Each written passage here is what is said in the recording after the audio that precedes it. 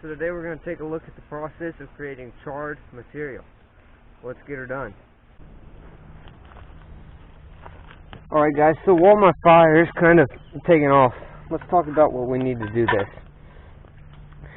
And what charred material is. Charred cloth or charred material is basically natural material that has been charred so that it will ignite easier. And we'll talk more about this towards the end of the video so you can actually see what I'm talking about. All you're going to need to do this is some 100% cotton or other natural fiber material. I've just got a bandana here and some old bed sheet. If it's not 100% cotton and it has some nylon fibers in it, it will actually melt instead of char like you want it to. Now let's talk about tin. For your tin, you're going to put this into, it can be any tin. This is an Altoids tin. It just needs to, the whole reason you put it in a tin is to stop oxygen from getting in there. That way the material chars instead of flames up. But I have a small hole in each of these tin lids to let the gases from that cloth, as it's burning, to let those gases escape, but it's not big enough to let oxygen in. This is just a round one that I keep in my belt pouch, and then this is an Altoids tin. So all I'm going to do is cut this cloth into somewhat smaller pieces so it will char faster.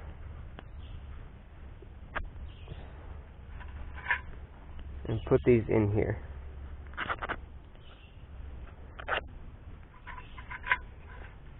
And this stuff is going to shrink down a lot. And you're going to have a lot less charred material in the end than you put. A lot less charred material than cloth that you put in there.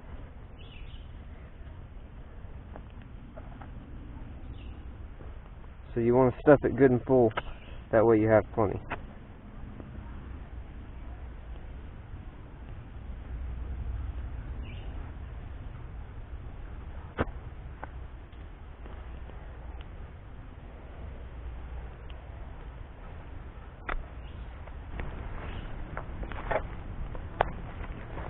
Alright, so I used about half of that bandana and filled up both of my tins. I'm just going to put them both in here.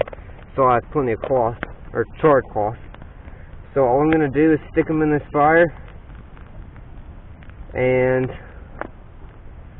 I'm just going to leave those for about 15 minutes. Now that I have my tins in there, I'm just going to let them sit.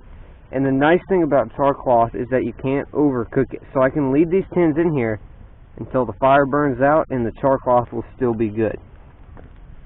So now all I need to do is keep this fire good and hot until those holes in the top of the tin stop flaming, because that gas, as it escapes, is going to flame.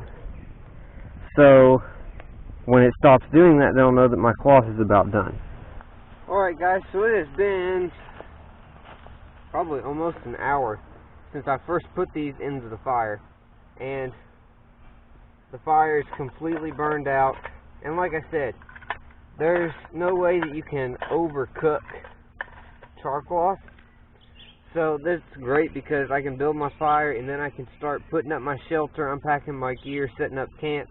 And when I'm done, I'm going to have char cloth ready for starting my fire in the morning or whenever. So an important thing to know is you can't open these tins up until they're cooled off, because if you do, you're going to open up a tin that has very, very hot cloth in it, and that cloth is going to be hot enough that when it hits the oxygen in the air, it will go up into flames. You have to let it cool down, and then it will just be charred, not burnt, if that makes sense. And I'll show you that in just a couple minutes when these cool down. Okay, so now these tins are pretty well cooled down. I'm just going to open this up so you guys can see what that should look like. See, we have thin, that cloth is completely black. You can almost see through it, it's so thin, and it should tear very easily and be completely black. If it's got brown spots in it, those areas didn't get charred all the way. and you'll need to stick it back in your fire. So now, what is char cloth even good for? Well, when you're using a ferrocerium rod like this one here, it takes a lot of sparks sometimes to get a good fire started. If you have char cloth, though, all you have to do is a couple tiny little sparks, and that stuff is glowing and on fire, and you can put that in a bird's nest or tinder bundle and get your fire started, and you're saving the rod.